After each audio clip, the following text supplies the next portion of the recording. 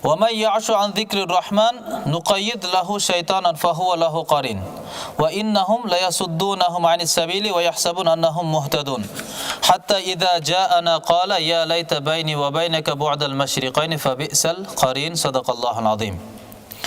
Kimde-kim öte merimdi bolgan zat Allah Taalаны эстөөдөн баш тартса, Allah Taalаны эстебей жашай турган болсо, нуқайид лаху шайтанан, анда ага таандык шайтанды жандоочу кылып коебуз дейт. Ага шерик, жолдошу кылып биз шайтанды бекемдеп, дайындап коебуз.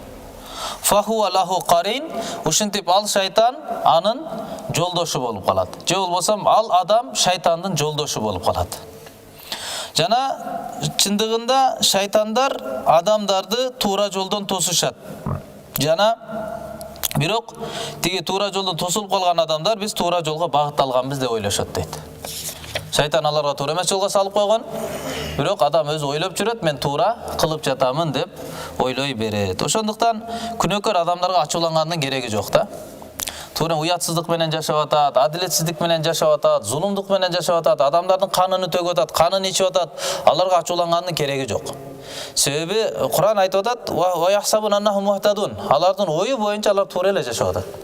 Өзү жашоо ошондой болуш керек. Тазалык деген ошондой, өнүгүү деген ошондой. Алардын ою боюнча жашоо туура эле кетип жатат да. Маселе кимде? Маселе өзүбүздө. Биз түшүнгөн адамдар ошолорго туура нерсени түшүндүрбөй жатканыбыз ошол жерде күнөө да.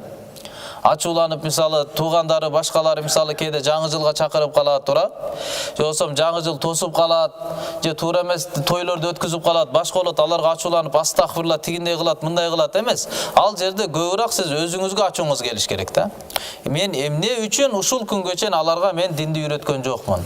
Эмнеге аларга кызмат кылып, алардын көңүлүн алып, аларга динди диндей көрсөтүп, адилеттүүлүгүм менен, адеп ахлагым менен, кулк мүнөзүм менен, берешендигим менен, кечиримим менен мен эмнеге аларды динди үйрөтө алган жокмун депчи. Себеби Куранда Аллах Таала айтат, ар бир адам өзү вахум юхсинуна аннахум юхсинуна суна, яхсабуна аннахум юхсинуна суна деп. Куранда айтат: "Хал унаббикум би ахсарина а'мала." Мен силерге дейт, ушундай адамдын кабарын айтайынбы? Ал амал, мындай жашоо тараптан эң зыянга учураган, эң банкрот алган дейт. Алар кимдер? Алар туура эмес жашап туруп, бирок өздөрү туура кылып атам деп ойлогон адамдар дейт. Туура эмес кылып жатып, туура эмес экендигин билсе тоба кылат да. Алладан кечирим сурайт, оңолгон аракетин кылат. Бирок эң зыянга учурап калган адам ким? Мен туура жашап атам деп отуруп эле анан кыяматка барганда жашоосу туура эмес чыгып калган адамдар экен да.